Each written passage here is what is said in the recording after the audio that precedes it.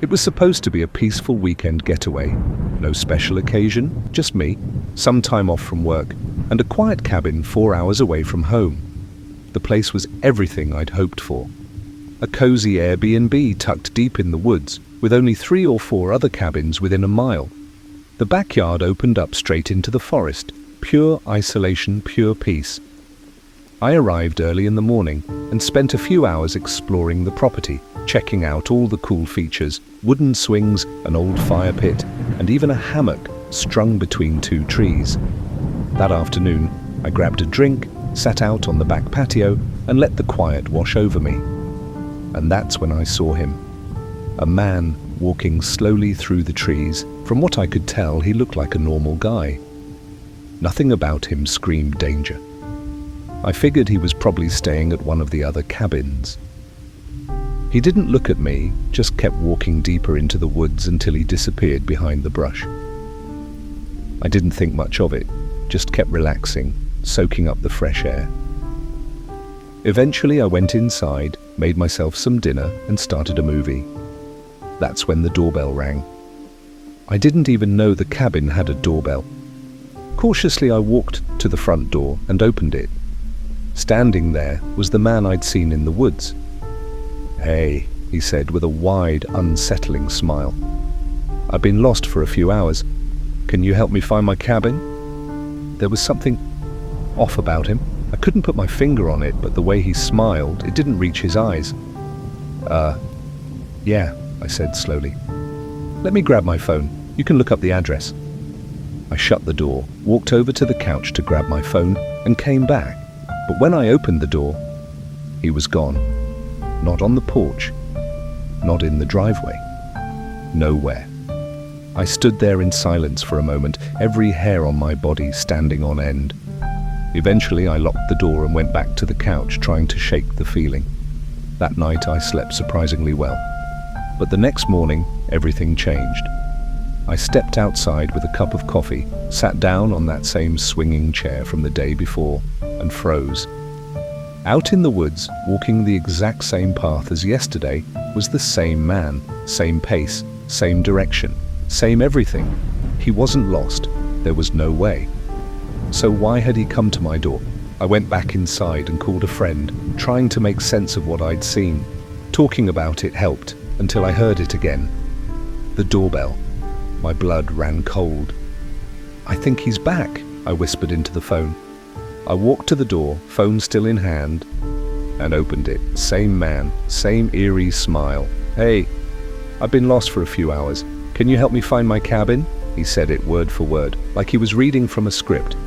I just stared at him, then he said it again. "Can you get your phone and search for the address?" That's when I shut the door, hard. I told my friend what just happened. "Get out of there. Now," they said. I didn't argue. I packed my bags in record time, heart racing. Before I left, I checked the peephole. He was gone again. I ran to my car, threw everything in the backseat, jumped in, and started backing out of the driveway. But then I saw him inside the cabin, standing at the front window, watching me. I drove away as fast as I could. When I got home, I messaged the Airbnb host explaining what had happened, that someone had broken into the cabin. His response, a short apology, that I didn't enjoy my stay, that was it. No concern, no shock.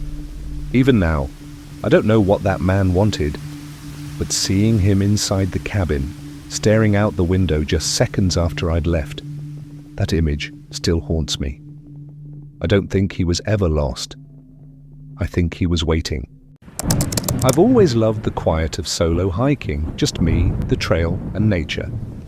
In 2019, I set out on a solo backpacking trip through the Appalachian Mountains, aiming for a week of peace and solitude.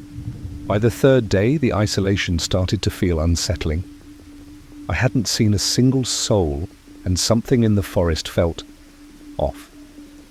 That morning, I woke to a horrible stench, like rotting meat and sulfur. I thought maybe an animal had died nearby, but a search of the area turned up nothing. As I pressed on, the silence became unnatural. No birds, no insects. The forest felt like it was holding its breath. Then I found it, a blood-stained sock lying beside the trail. human-sized, still damp. I stared at it, frozen, and told myself it must be from a past injury, nothing more. That night I camped in a clearing, but sleep was impossible.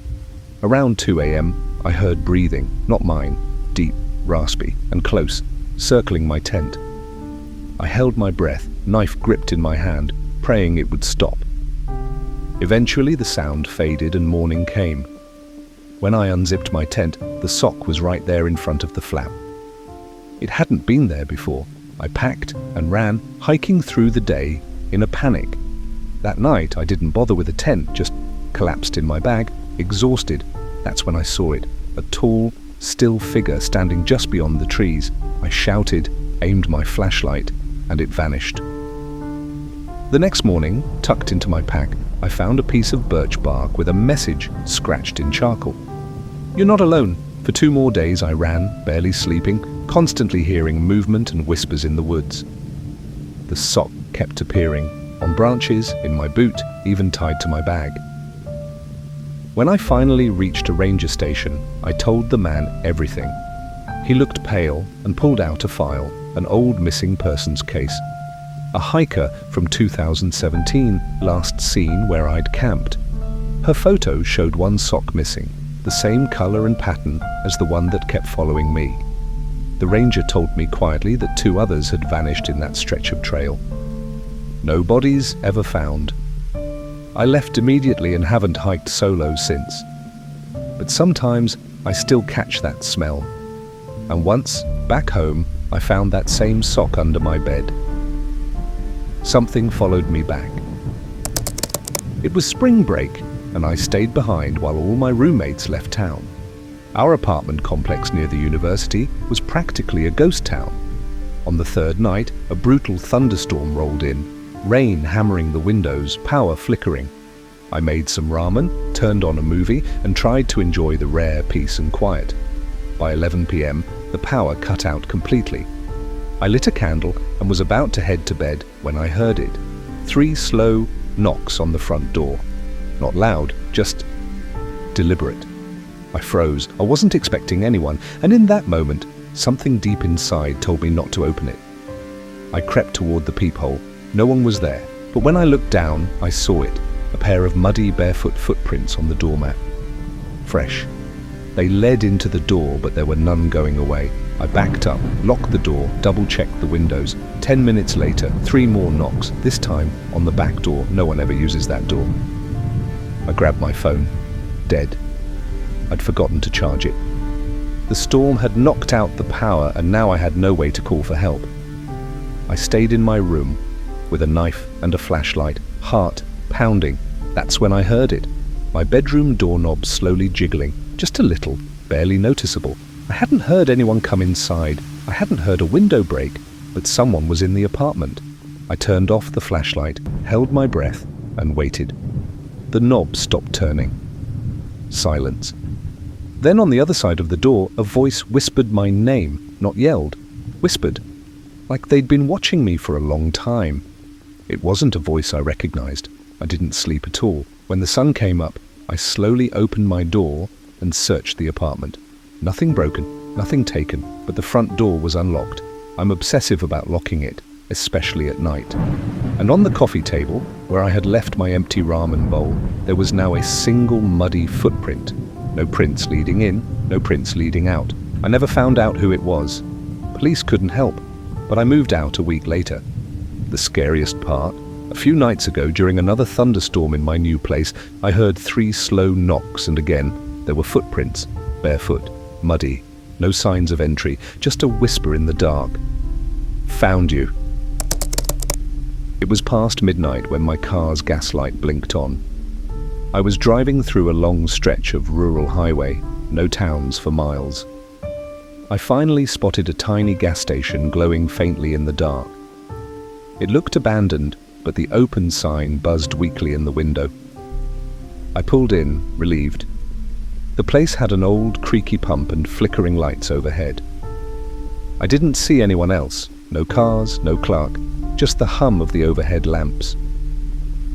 I went inside to pay, and that's when I saw her. A girl, maybe in her early 20s, stood behind the counter. She was pale, with long dark hair and wide eyes that didn't blink much. She didn't greet me, just stared.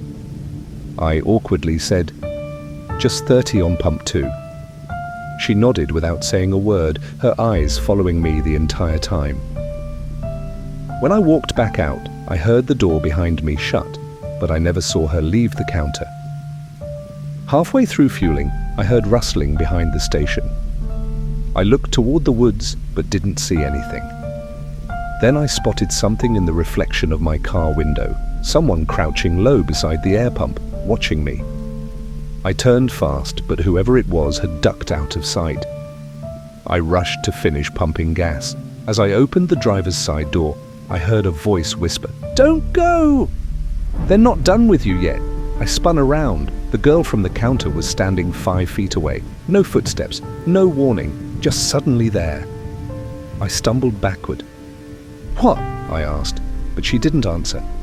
She slowly turned her head toward the woods and said, "They like the ones who stop here." I jumped into my car and locked the doors. As I backed out, my headlights flashed across the edge of the forest.